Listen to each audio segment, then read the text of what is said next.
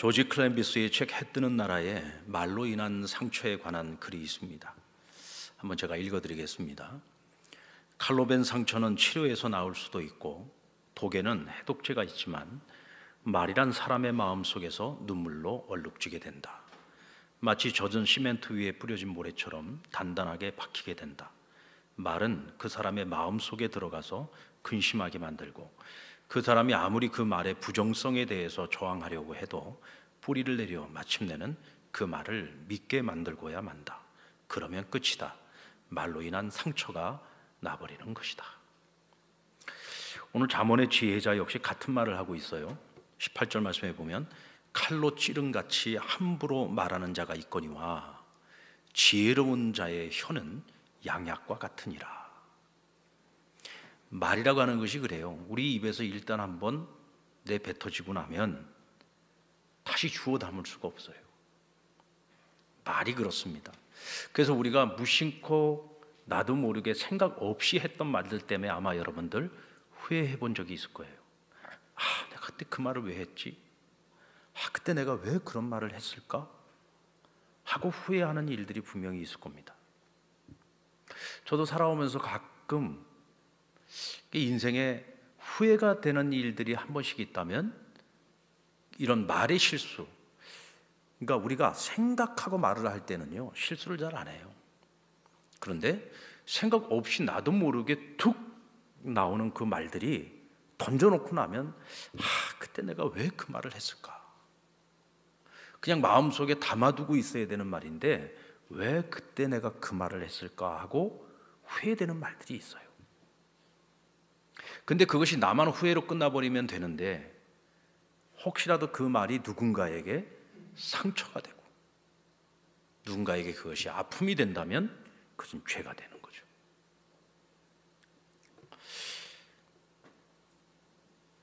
그래서 오늘 잠언 기자는 이렇게 말합니다. 그 말이 의미 없는 말일 수도 있는데 그 말이 누군가에게는 칼이 될 수도 있고 상처를 주기도 한다. 그러나 반대로 생각하면 생각을 하는 말 그리고 지혜로운 말은 누군가를 살리는 양약이 될 수 있다라고 말합니다. 그래서 우리는 말에 신중해야 돼요. 그래서 우리가 지혜로운 말을 하면서 살아가려면 우리가 지혜로운 사람이 돼야 됩니다. 그래서 우리의 내면이 성숙해졌을 때 성숙한 말이 나오는 거예요. 우리의 내면이 성숙하지 못할 때 결국은 우리 입에서 나오는 말도 성숙한 말이 나오지 못하는 것입니다. 그래서 잠언 기자는 말에 대한 가르침을 줄 때 의인과 악인을 대비해서 말해주고 있어요. 의인의 말과 악인의 말을 대비하는데 의인의 말의 그 결과와 악인의 말의 그 결과는 어떻게 다른가? 그리고 그 말의 영향력이 어떤 것이고 그 말의 결과가 어떤 것인지에 대해서 말씀하고 있습니다. 악한 사람들은 늘 생각하는 것이 악해요. 늘 생각하는 것이 악한 생각을 하기 때문에 그 입에서 나오는 말도 악한 말이 나오는 것입니다.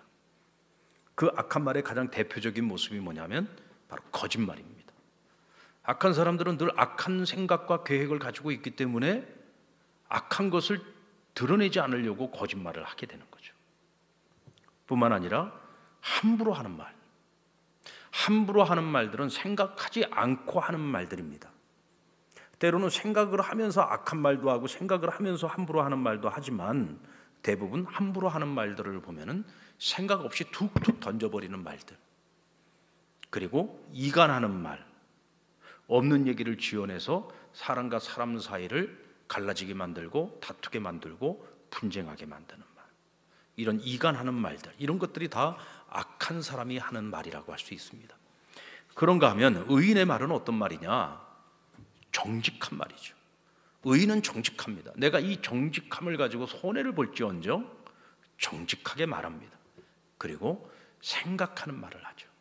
생각 없이 툭툭 던져버리고 후회하는 말이 아니라 한 번 더 생각하고, 그래서 생각하는 말을 하는 사람들은 말이 많지 않습니다. 가급적 침묵하죠. 꼭 해야 할 말을 합니다. 그리고 지혜로운 말, 그리고 진실한 말을 합니다. 특히 우리 그리스도인들은요 절대로 악인의 마음이나 악인의 말을 우리의 마음, 우리의 입에 두어서는 안 됩니다. 왜냐하면 우리 그리스도인들이 혹이라도 그런 마음과 그런 말을 가지고 살아가게 되면 나만 피해를 입는 것이 아니라 남에게 피해를 주게 되고, 무엇보다도 하나님의 영광을 가리워서 많은 사람들을 불구덩이에 빠뜨리는 큰 죄를 짓게 되는 겁니다. 그래서 저는 그 어떤 것보다도 우리 믿는 사람들이 여러 가지 마음이나 행실에 있어서 우리가 주의하고 조심해야 되겠고, 또 믿는 자로서의 본을 보여야 되겠지만, 사실상 우리가 겉으로 드러나는 것 중에서 가장 잘 드러나는 것이 바로 말이에요. 말. 그래서 그 사람의 말이 성숙하면 그 사람 자체가 성숙한 것이고, 그 사람의 말 자체가 미숙하면 그 사람 삶 자체가 미숙한 거예요. 그래서 우리는 항상 말에 있어서, 우리 잠언서 이 지혜의 말씀을 보면은 말과 관련된 교훈들이 굉장히 많습니다. 그만큼 이 말이라고 하는 것이 우리의 삶에 지대한 영향을 미친다는 것을 말씀하고 있는 거죠. 자, 그러면 악한 말 가운데서 가장 나쁜 말은 뭐냐? 하나님이 가장 가증여기고 가장 싫어하는 말이 뭐냐면 바로 거짓말이에요. 이 거짓말은 거짓의 아비인 마귀의 말입니다. 거짓말은 자신의 양심을 속일 뿐만 아니라 다른 사람을 속이는 일이 되기 때문에 타인에게 큰 피해를 입히게 되죠. 그래서 이건 아주 나쁜 말인 거예요. 여러분들, 우리가 잘 아는 초대교회 아나니와 삽비라 사건 잘 아시죠? 이 사람들은 헌금을 했는데도 저주를 받고 재앙을 당해서 죽음을 맞이합니다.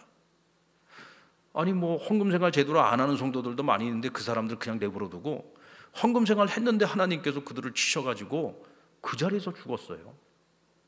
어찌 보면 초대교회 사건에서 가장 비극적인 사건이고, 또 한편으로는 굉장히 아이러니한 사건이란 말이죠. 왜 하나님께서 굳이 그렇게까지 하셨을까? 베드로 사도는 이 사건에 대해서 이건 사람을 속인 것이 아니라 성령을 속인 죄라고 얘기했습니다. 성령을 속인 죄다. 분명히 내가 이 밭을 팔아서 하나님께 드리겠습니다 라고 서원을 했어요. 약속을 했습니다. 근데 밭을 팔고 난 후에 갑자기 욕심이 생겼어요. 그래서 그 중에 값의 일부를 자기를 위해서 취하고 나머지만 교회 앞에 드렸습니다. 베드로 사도가 물었잖아요. 이게 전부냐? 전부입니다. 자기를 속인 거죠. 사도를 속인 겁니다. 그러나 사실은 누굴 속인 거예요? 성령을 속인 거죠. 왜 그렇습니까? 그 사람들 안에 성령님이 계시잖아요. 성령님이 계시는데 이건 나의 양심을 속이는 것이기도 하지만 누구를 속이는 거예요? 성령님을 속이는 거예요. 그래서 하나님께서는 특별히 이 정직과 진실에 있어서 우리 믿는 사람들에게 하나님이 세워놓으신 잣대는요 훨씬 더 엄격합니다. 왜 엄격하냐면 우리 안에 성령님을 모시고 살기 때문에 그래요. 그러니까 우리는 거짓말하는 것이 그냥 단순히 나를 속이고 남만 속이는 것으로 끝나는 것이 아니라 내 안에 계신 성령님을 무시하는 행위예요. 성령님이 우리 안에 계시는데 거짓말을 그냥 밥 먹듯이 한다? 그것은 성령님을 무시하고 살아가는 거죠. 성령님이 내 안에서 다 알고 계시는데, 성령님이 내 안에서 다 보고 계시는데 그 앞에서 거짓을 그냥 밥 먹듯이 하고 살아간다? 그건 성령님 무시하는 거죠. 얼마나 성령님 기분 나쁘겠습니까? 내가 다 보고 있는데, 내가 다 알고 있는데, 아니 이 녀석이 입만 열면 거짓말이야? 그렇지 않겠습니까? 이건 성령을 속이는 거죠. 그래서 특별히 정직과 진실된 삶에 있어서 하나님께서 훨씬 더 엄격한 기준을 가지고 우리 믿는 사람들, 그리스도인들에 대해서 철저하게 말씀하고 계시는 거예요.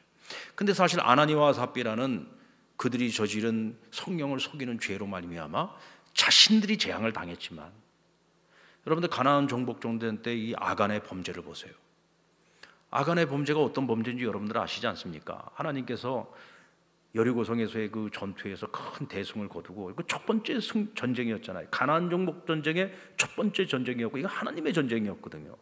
이것은 하나님의 영광을 위해서 이건 기념해야 되는 사건이에요. 그러니까 하나님께서 너희를 위하여 그 재물을 취하지 말고 그곳에서 얻은 모든 전리품들, 어떤 사람이건 생명이건 그 어떤 것도 너희를 위하여 취하지 말고 하나님께 취하라 그랬어요. 근데 그걸 감추지 않았습니까? 그것도 별것도 아닌 거 헛된 욕심 때문에 그것을 감췄어요.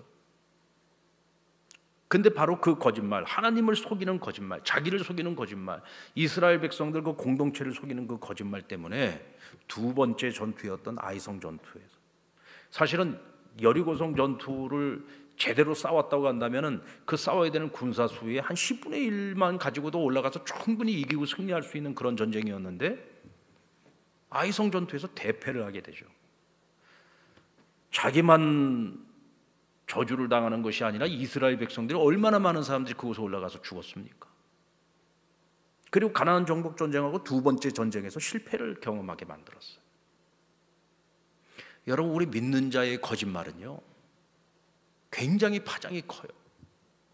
그건 나만 속이는 것이 아니고 남만 속이는 것이 아니고 성령을 속이는 것이기 때문에 그런 거예요. 항상 우리 자신에 대해서 우리는 믿는 사람이고 하나님의 자녀고 우리 안에 성령님을 모시고 살기 때문에 보다 더 엄격하게 정직하고 진실한 삶을, 진실된 말을 하기 위해서 애를 쓰고 살아가야 된다는 거죠. 거짓말은 하나님께서 많은 말 중에 가장 싫어하고 반드시 징계하시는 말씀이라고 했습니다. 이 사단이 하는 말을 가만히 들어보면 성경에 나타난 이 사단의 말들은요 굉장히 달콤해요.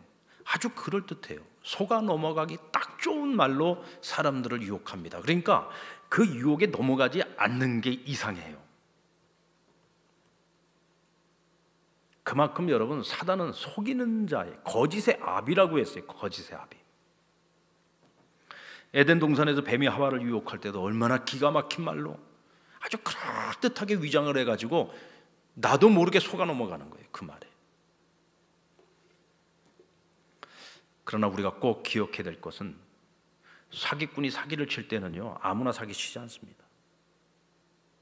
사기칠 대상을 고르고 골라가지고 사기를 쳐요. 누군가를 속일 때 저 사람은 내가 아무리 속이려고 해도 저 사람 넘어갈 사람 아니야 그러면 절대로 그 사람 건드리지 않습니다. 누구를 건드리느냐? 딱 속아 넘어가기 딱 좋은 사람을 대상으로 사기를 치죠. 어떤 사람일까요? 어떤 사람이 사기꾼의 첫 번째 표적이 될까요? 한번 따라볼까요? 욕심 많은 사람. 욕심 많은 사람이에요. 욕심 많은. 사람들이요 왜 어리석고 미련해지냐면 욕심 때문에 어리석고 미련해지죠.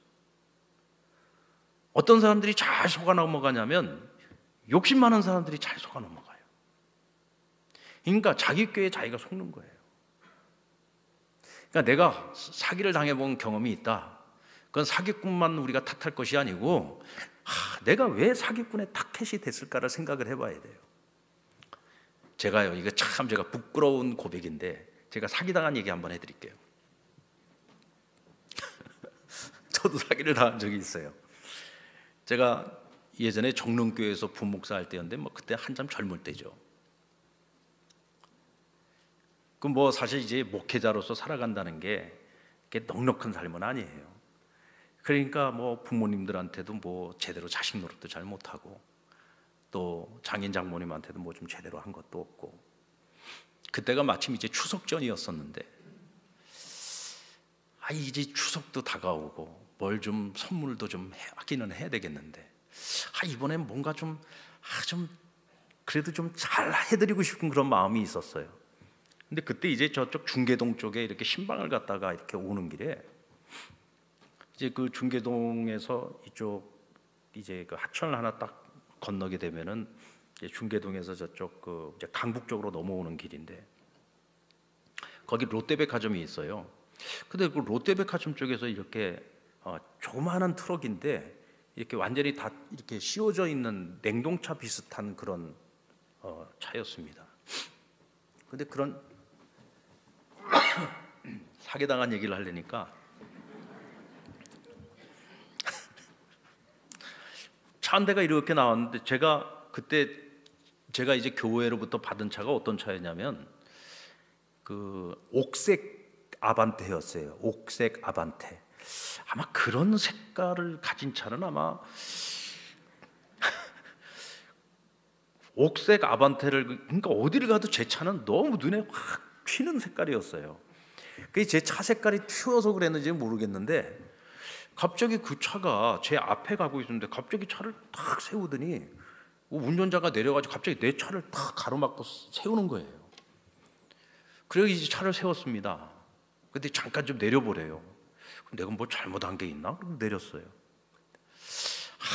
제가요 이 롯데백화점에 수산물을 내가 납품하는 사람인데 내가 이거 지금 이 추석 명절 맞이해서 이 납품을 하는데 그 중에 몇 개가 자기가 좀 빼돌렸대요. 근데 이게 시가로 치면 한 100만 원 돈 되는 건데 자기가 이거 지금 뭐 어차피 이건 나도 부가적인 수익이기 때문에 좀 싸게 팔려고 한다고. 거기 추석에 뭐 부모님들 선물도 해야 되지 않냐고. 그러면서 30만 원에 해주겠다는 거예요. 여러분 그때 당시에 30만 원 적은 돈 아닙니다. 지금도 30만 원이 적은 돈 아닌데 그때는 정말 큰 돈이었어요. 내 인생에 30만 원짜리 무슨 선물을 해본 적이 없어. 와, 30만 원이라 그러는데 문득 내가 그러지 않아도 최근에 내가 진짜 이번 추석 때는 좀 부모님들한테 좀 제대로 선물을 해야 되겠다고 마음을 먹고 있었는데 근데 한번 보자고. 그랬더니 막 문을 열어서 보여주는데 막 거기에 막 이따만한 도미도 올라가 있고요. 막 거기에 진짜 값비싼 생선들이 막 올라가 있는 거예요. 그걸 갖다가 이렇게 딱 큰 걸로 포장 딱 돼 있는 걸 보여주는데 이걸 가지고 가면 우리 집사람한테도 칭찬을 듣겠지. 이걸 선물을 하면은 얼마나들 좋아하실까. 그래가지고는요 제가 덥석 카드로 쫙 긁고 그걸 한 거예요. 그날 집에 딱 들어와가지고요 세상에 포장을 딱 열어보니까 맨 위에 올라가 있는 거는 그런 대로 싱싱해 보이는 놈이었는데 그 밑에 있는 생선들은 다 상해서 먹을 수 없는 생선들이에요. 그날 저 집사람한테 죽는 줄 알았습니다. 그리고 지금도 가끔 그 얘기를 해요 집사람이. 그럴 때마다 제가 얼마나 속이 쓰린지 모릅니다. 제 일생일대의 최고의 사기 사건이에요. 아마 여러분들이 들으실 때는 조잡스럽게 무슨 30만 원 사기당한 거 같고 그것도 사기라고 얘기하냐 말하겠지만 참 목사로서는 이건 일생일대의 사기 사건입니다. 근데 그 일이 있고 난 후에 제가 한번 스스로를 생각해 봤어요. 내가 왜 사기를 당했을까 생각을 해보니까 그 사람 욕할 거 하나도 없다. 그 사람이 사기를 쳐도 내가 안 당하면 되는데 속은 내가 잘못이지. 속은 내가.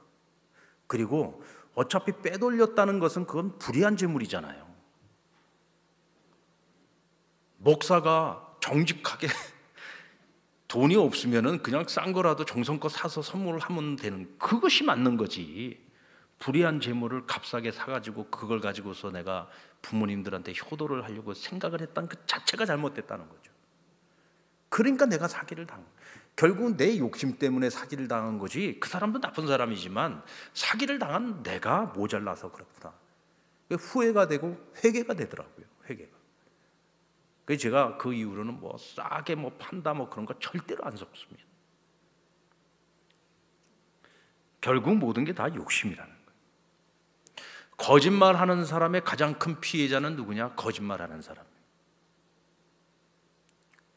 제가 오늘 새벽에도 그런 얘기했지만 저는요 정말 기도 많이 하는 사기꾼도 봤어요.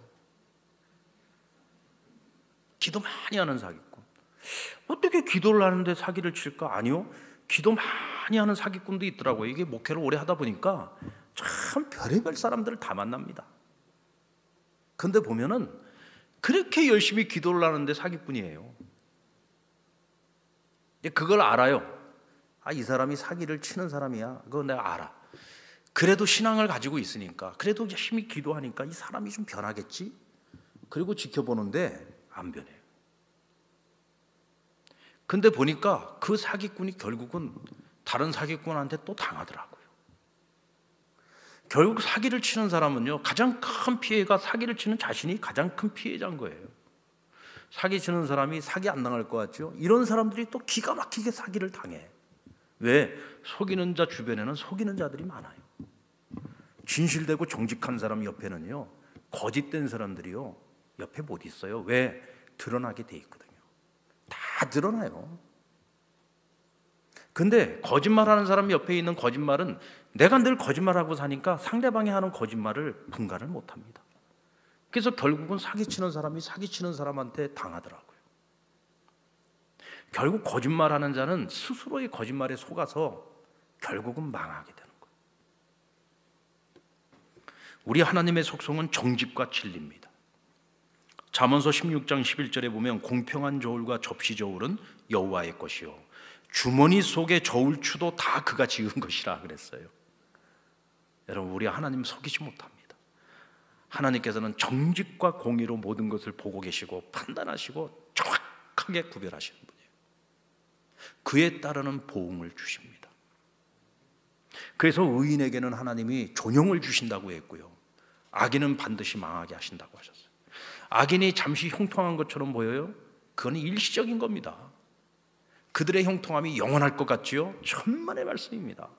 하나님께서 때가 되면, 하나님의 딱 때가 되면은요, 정확하게 그때 하나님께서 그들을 징벌하세요. 아니에요 목사님, 내가 살아보니까요, 악한 자들이요, 거짓말하는 자들이요, 속이는 자들이요, 그 사람들이 잘 먹고 잘 삽디다. 여러분, 그들이 잘 먹고 잘 산다고 행복할 것 같습니까? 절대로 행복하지 않아요. 남 속이고 살아가는 사람이 어찌 행복하겠습니까? 그들은 하나님이 어떤 것으로든 징벌하세요. 뭐 죽음에 이르는 병에 걸리게 만드시든지, 아니면 남을 속여서 벌은 그 재물을 또 누군가에게 속아서 한순간에 다 잃어버리게 만들든지, 반드시 하나님이 징벌을 하시는데, 하나님의 징벌은 무섭습니다. 우리가 사람에게 속아가지고 사람에게 당해서 피해를 보는 것과 하나님이 징벌해서 당하는 건 다른 거예요.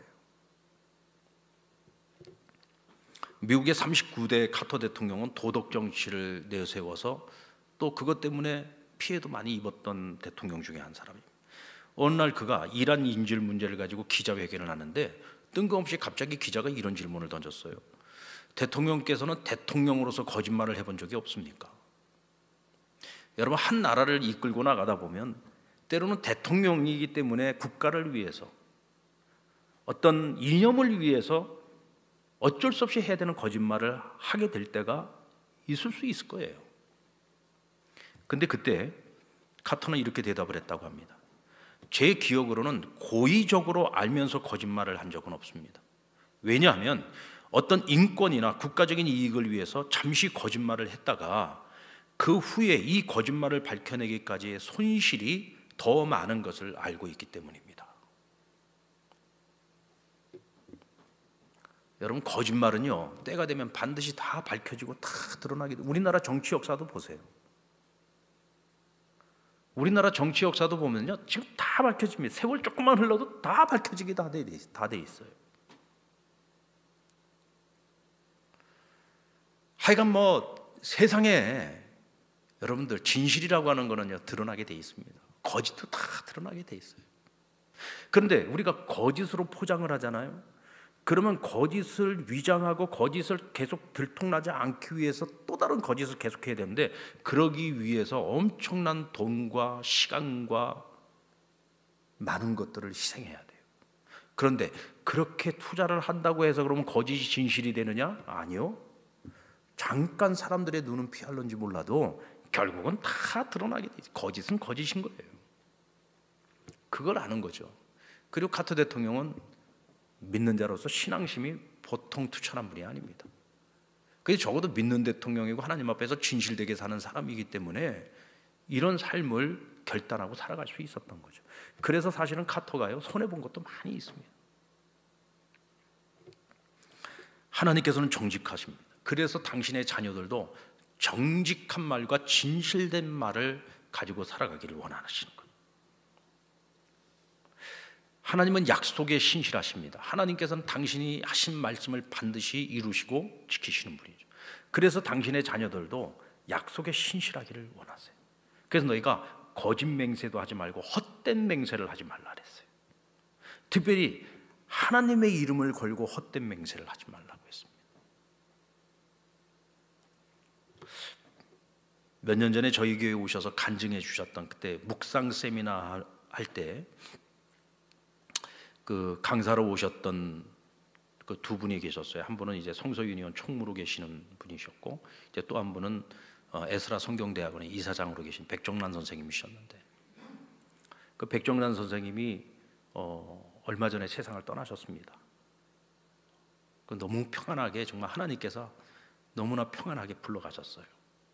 그때 이제 장례식을 가봐야 되는데, 뭐 좀 사정이 있어서 장례식엔 저희가 못 갔습니다만은 그건 참 얼마나 마음이 슬프고 힘들었는지 몰라요.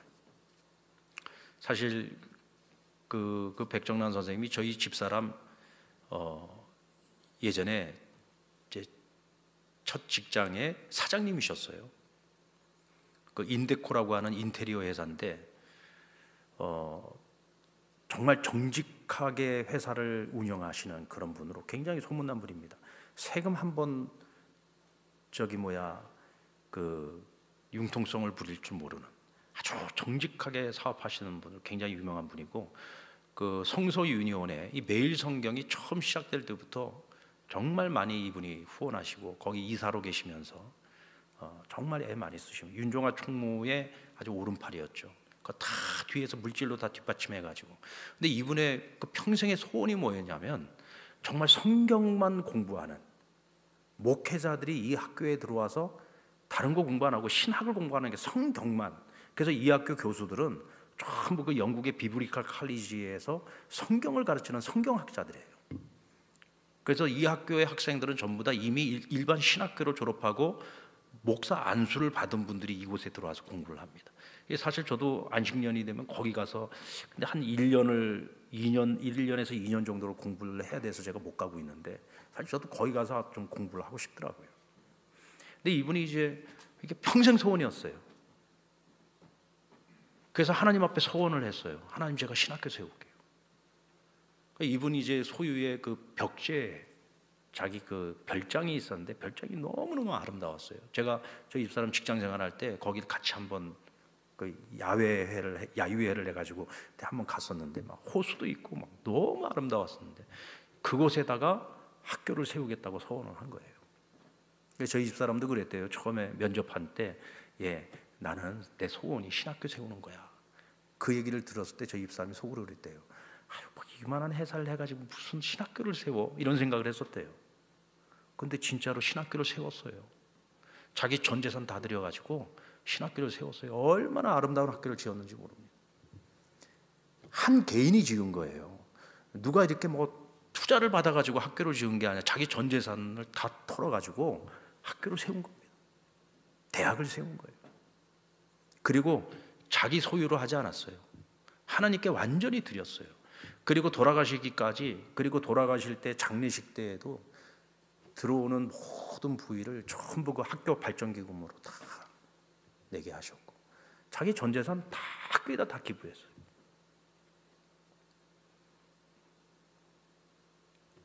사실 저희들한테는 그분이 굉장한 은인입니다. 저희 아버님이 사업이 망하고 저희 집안이 완전히 길거리로 다 나앉게 생겼을 때 진짜 어디 갈 데가 없었어요. 단돈 100만 원이 없어가지고 두 집이 다 어디 갈 곳이 없었어요.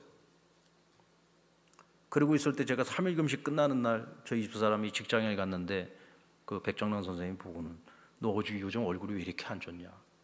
사실 집안에 이런 일이 있어서 그렇습니다. 그때 당시에 2,500만 원 굉장히 큰 돈입니다. 지역으로 치면 한 2억 되는 돈이에요. 그거 그냥 빌려줬어요. 나중에 너희는 이제 나중에 목사 되면 사택으로 들어갈 테니까 그때 그냥 돌려줘. 그리고는 그냥 빌려주셨어요. 그래가지고 처음에 그걸로 해가지고 저희 두 사람이 조그마한 방 2칸짜리로 나온 거예요. 그때 정말 은혜를 입은 거죠. 평생 그 은혜 잊지 못합니다. 누가 그렇게 빌려주겠습니까? 그런 돈을. 그것도 이자 한 판 안 받고. 참 고마운 분이죠. 근데 이분이요, 그 학교를 세울 때 사실 고민이 됐던 것 중에 하나가 뭐냐, 본인은 그렇게 믿음이 좋은데 사실 남편분이 믿음이 좋은 분은 아니에요.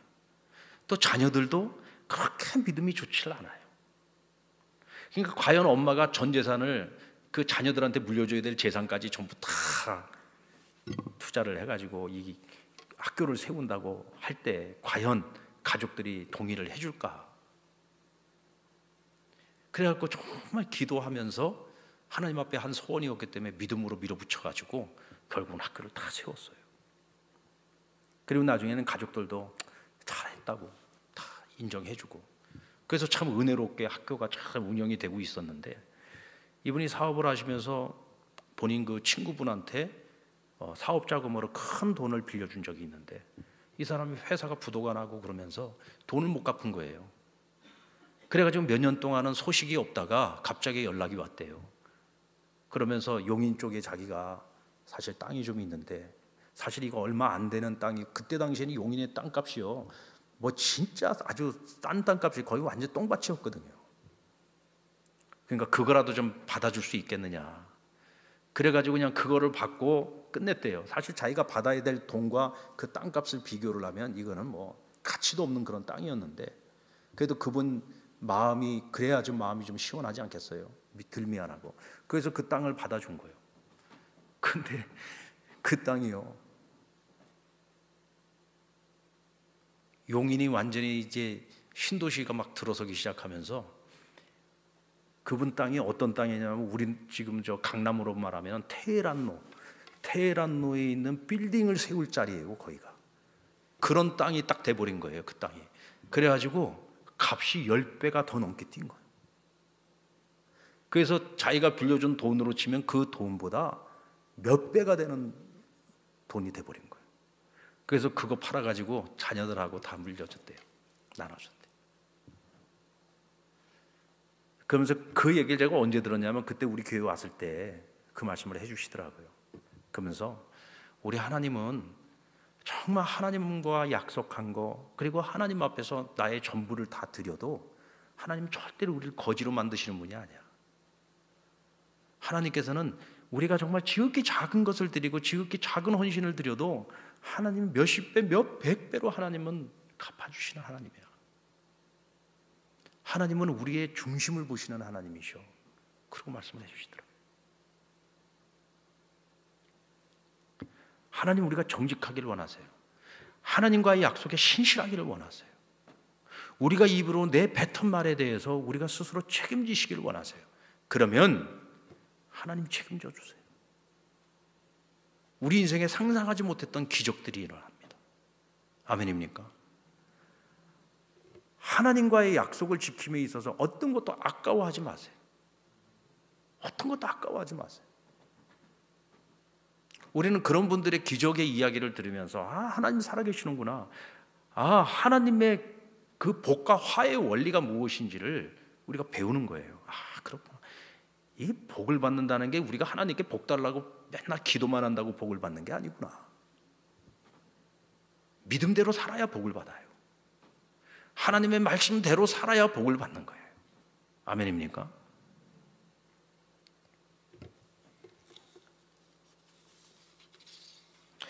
그리고 하나님께서 두 번째로 싫어하는 말이 있는데, 함부로 하는 말이에요. 함부로 하는 말들은 공통점이 생각 없이 하는 말이죠. 생각 없이 하는 말은 반드시 실수하게 되고 주워 담을 수 없는 상처와 아픔을 남기고 많은 사람들에게 피해를 줍니다. 한 작은 마을에 시골교회 목사님이 한 분 계시는데, 그 동네에 젊은 과부집이 있었어요. 근데 그 집을 이 목사님이 자주 방문을 하는 것을 이 사람들이 이렇게 본 거예요. 그래가지고 이상한 소문이 나돌기 시작했습니다. 야, 목사가 과부하고 바람났다. 그래가지고는 막 그 소문이 그냥 삽시간에 그 동네에 다 퍼진 거예요. 근데 얼마 후에 그 과부가 세상을 떠났어요.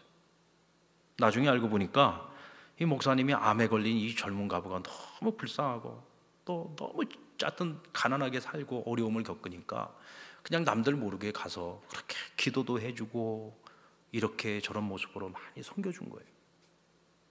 근데 뭐 우리가 좋은 일을 할 때 사람들한테 소문내면서 하는 거 아니잖아요. 목사가 무슨 소문내면서 했겠습니까? 그제서야 이제 뒤늦게 그 사실을 알게 된 사람들이 목사님 볼 때 얼마나 부끄러웠겠습니까?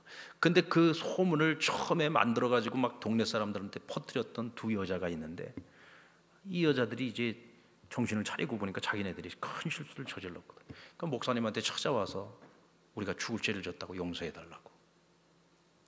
그러니까 이 목사님이 닥터를 한 봉지씩 만들어가지고 두 여자에게 주면서, 이거 밖에 나가가지고 바람이 부는 날 한번 날려봐라. 그리고 와서 나한테 다시 돌아오세요. 그래서 가고 바람 부는 날 가서 닥터를 날리니까 어때요? 닥터리 그냥 막 바람에 확 다 날아다니. 그리고 다시 돌아왔어요. 다시 가서 그 닭털들을 모아와라. 아니 이미 바람에 닭털들은 다 어디로 날아갔는지 모르고 다 날아가 버렸는데 그걸 어디 가서 주워오냐고. 당신들이 나를 보고 용서를 구했죠. 나는 당신들 1000번 100번이라도 100번 1000번이라도 나 당신들 용서할 마음이 있다. 그런데 말이라고 하는 것은 한번 쏟아버리고 나면 주워 담을 수 없는 거다. 그 일로 인해서 나도 나지만 그 여인도 얼마나 마음이 아프고 힘들었겠냐. 자기도 지금 죽을 병에서 다 죽어가고 있는데 거기다가 자기를 도와주는 목사님에 대한 안 좋은 소문까지 나게 만들었으니 얼마나 마음이 힘들었겠는가.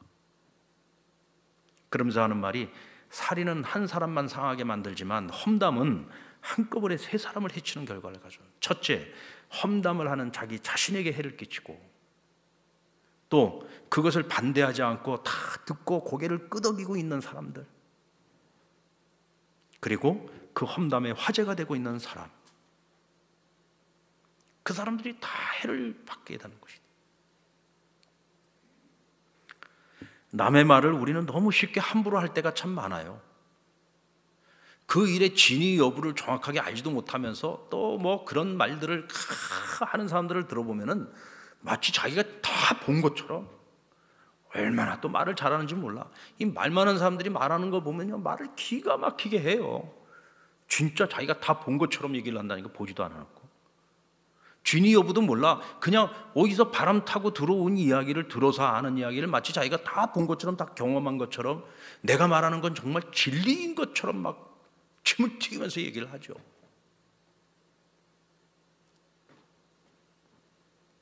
나중에 그 말이 거짓임이 다 드러나도 이미 그 말로 인해서 누군가는 상처를 다 받았고 아픔을 겪었어요.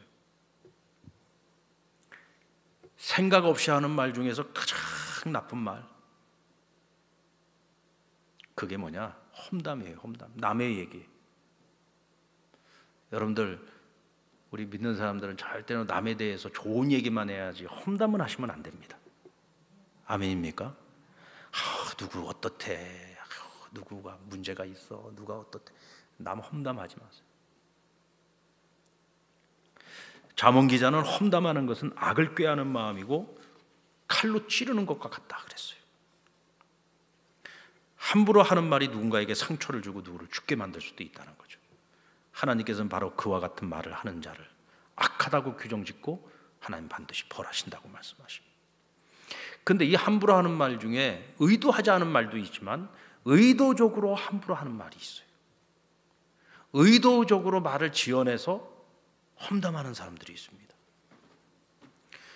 예전에는요, 이 소문이 퍼져나가는데 이 통로가 제한적이었어요. 그래서 그냥 뭐 어느 공동체에서 좀 얘기가 돌다가 끝나거나 한 동네에서 얘기가 돌다가 끝나거나, 그리고 어떤 소문이 저쪽 끝에까지 들리는 게까지 한 1년, 2년 그렇게 걸렸어요.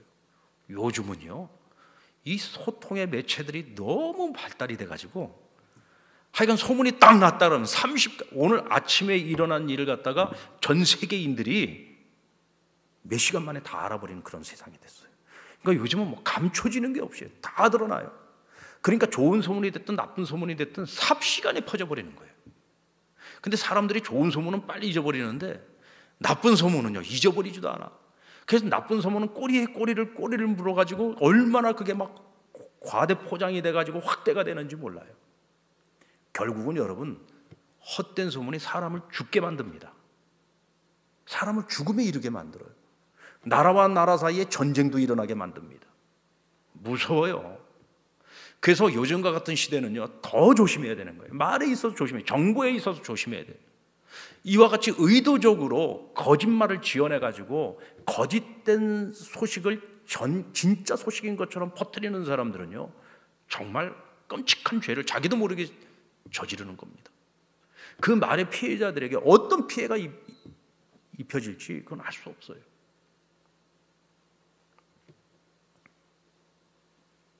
잘못하면 살인죄에 해당되는 죄를 지을 수도 있다는 거죠. 누군가의 마음에 상처를 주는 말은 결국 내게 찌르는 칼이 되어서 돌아올 수 있다는 사실을 기억해야 됩니다. 우리 그리스도인의 말과 혀는요, 찌르는 칼이 되면 안 돼요. 어떤 말이 돼야 됩니까? 세상을 치유하는 양약이 돼야 된다라고 말씀하고 있습니다. 하나님께서 가장 싫어하는 말 중에 또 하나가 있는데요, 그건 믿음이 없는 말입니다. 우리 믿는 사람들, 우리 그리스도인들은요, 세상 사람들하고 다르죠. 세상 사람들은 믿음이 없으니까 늘 믿음 없는 말을 하겠죠. 그런데 오늘 저와 여러분은 그리스도 안에서 믿음을 가지고 살아가는 사람들이에요. 우리가 믿는 하나님은 세상을 창조하신 하나님이고 전능하신 하나님이에요. 능력 주시는 자 안에서 우리는 무엇이든지 할 수 있어요. 그 능력 주시는 분이 누구냐? 전능하신 하나님이세요. 그래서 우리는 항상 믿음의 말을 하고 살아야 돼요. 하나님의 말씀인 성경이 전부 다 믿음의 책이잖아요. 약속의 책입니다. 믿음의 책이고 약속의 책이에요. 우리는 하나님의 말씀을 믿고 살아가는 사람이죠. 성경에 기록되어진 하나님의 약속의 말씀을 믿고 살아가는 사람이에요. 그래서 우리는 항상 긍정적인 말을 하는 것이고, 믿음의 말을 하고, 소망의 말을 하는 것이고, 위로의 말을 하는 것이고, 살리는 말을 하면서 사는 것이고, 지혜로운 말을 하면서 사는 겁니다. 우리는 믿음의 말을 해야 됩니다. 세상 사람들이 아무리 믿음 없는 말을 해도 우리는 믿음의 말을 해야죠. 믿음은 우리의 말에 영향을 미칩니다. 믿음은 우리가 하는 말에 영향을 미쳐요. 그런데 또 한편으로는 믿음의 말이 우리의 믿음에 또 영향을 미쳐요. 서로 상관관계가 있어요. 내가 믿음이 있다고 하는데 내가 입에서 나오는 말은 늘 부정적인 말을 해요. 그러면 이 믿음은, 이거 믿을 만한 믿음이 아니에요. 신뢰할 수 없는 믿음이에요. 근데 사실 내가 믿음은 좀 부족하지만 내 입으로는 항상 믿음의 말을 하면은요, 어느 순간서부터 이 말이 내게 영향을 미쳐서 내가 더욱더 믿음이 있는 사람이 되어져요. 예수님의 공생의 사역을 하실 때 보면은 예수님께서 내 믿음이 크다고 인정해 줬던 사람이 있습니다. 인정받았던 사람들이 있어요. 근데 그 사람들이 보면 하나 가지 공통점이 있어요. 그들 안에 예수님에 대한 믿음이 있었는데 그들은 한결같이 그 믿음을 입으로 시인하고 고백했다는 거예요. 주님이시라면 하실 수 있습니다. 주님이시라면 하실 수 있습니다. 그 믿음을 자기 입으로 선언했어요. 사도 바울이 구원에 관한 진리에 대해서 얘기할 때 너희가 마음으로 예수 그리스도를 주로 믿고 너희의 입으로 그것을 시인하면 너희가 구원을 얻을 것이다. 여러분, 구원이라고 하는 것은 마음으로 믿어서 되는 게 아니에요. 입으로 시인도 해야 되는 거예요. 결국 말과 마음, 믿음 다 상관관계가 있어요. 그래서 우리가 마음으로 믿는 것들을요, 자꾸 입으로 시인해야 돼요. 믿음의 고백을 해야 되고 믿음의 선언을 해야지 돼요. 여러분들 가정에서요, 우리 자녀들에게도요, 자꾸 믿음의 선언을 해주세요. 믿음의 선언을 해주세요. 하나님께서 너와 함께 하셔. 하나님 너를 잘 되게 하실 거야. 너가 지금 열심히 노력하면 하나님께서 반드시 너를 크게 사용하실 거야. 믿음을 가지고, 내가 정말로 믿는 거예요. 그냥 해주는 말이 아니라 정말로 하나님이 함께 해주신다면, 하나님이 그 자녀를 책임져 주신다면, 하나님이 그 자녀들을 그렇게 만들어 주실 것이라고 내가 믿고 내 입으로 선언하는 거예요. 너는 앞으로 크게 될 사람, 넌 클 놈이야. 너는 클 놈이야. 너 같은 것이 나중에 뭐가 되겠니? 사랑 구실이나 하겠니? 너 같은 것을 태어나지 않는 것이 나을 뻔했어. 옛날에 보면 부모님들이요, 자식들한테 이런 말을 갖다 너무 쉽게 내뱉었습니다. 이거 자식들한테 막 저주를 막 선포하는 거예요. 저주를. 그건요, 사람이 무식해서 그래요. 몰라서 못 배워서 그런 거예요. 어떻게 내 사랑하는 자녀한테 그런 막말을 합니까? 어떻게 이렇게 믿음 없는 말을 해요? 아무리 화가 나도 그렇죠. 아무리 화가 나고 마음에 분노가 끓어오르고 내 감정이 복받쳐도 할 말이 있고 안 해야 될 말이 있는데, 그래서 자녀들이 가정에서 부모에게 상처를 가장 많이 받는 거예요. 예전에 보면은요, 부모님들이 그런 실수 많이 했습니다. 보면은 이 자식들이 많다 보니까 그냥 애들 키우느라고 너무 힘들었겠죠. 막 그러다 보니까 그냥 뭐 애들 이름도 뭐 개똥이 말똥이, 그 좋은 이름들 내비두고 왜 개똥이 말똥이라고 이름을 지어? 참, 그죠? 이 말이라고 하는 것이요, 특히 우리 그리스도인들의 이 입과 우리의 이 혀와 말은요, 축복의 통로입니다. 그래서 항상 우리는 남들을 위로해주는 말을 해야지 되고, 축복해주는 말을 하고, 긍정의 말을 해줘, 남들을 살리는 말을 해주고 잘 되는 말을 해줘야 돼요. 절대로 저주하는 말을 하면 안 돼.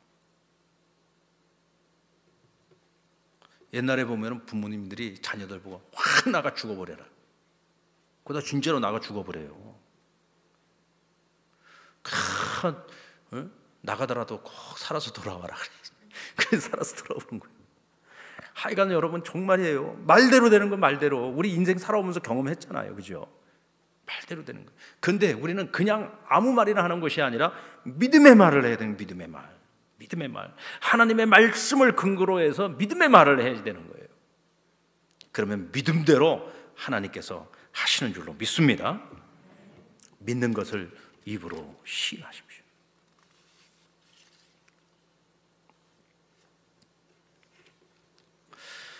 믿음의 말은 하나님의 기적과 하나님의 역사를 가져옵니다. 저는 우리 상랑교회 우리 모든 성도들은요, 항상 믿음의 말만 했으면 좋겠어요.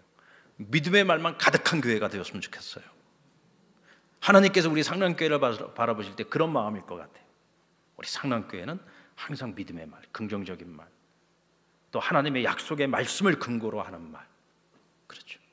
그래서 성도와 성도들 사이에서도 서로에 대한 험담이 아니라 서로를 위로해주고 격려해주고 잘 될 수 있어요. 하나님 함께 하실 거예요. 하나님께 함께 하시면 지금 당신의 어려움도 언젠가 하나님께서 화를 복으로 바꿔주실 거예요. 격려와 소망의 말. 우리가 이런 말을 하면 그 사람을 위해서 기도해 주잖아요. 하나님, 제가 이분에게 오늘 이런 말을 해줬는데요, 하나님 이것이요 그냥 한번 해보는 말로 끝나지 않게 해주세요.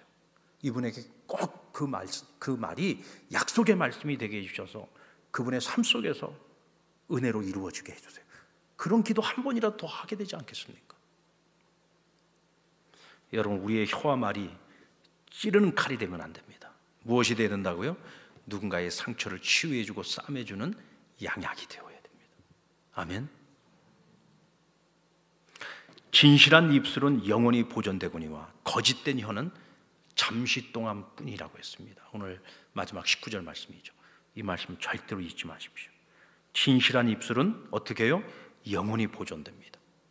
영원히 보존됩니다. 그러나 거짓된 혀는 잠시 동안만 있을 뿐입니다. 여러분, 우리 모두가 진실한 혀, 진실한 말, 지혜로운 말의 소유자들이 되시기를 주님의 이름으로 축원합니다.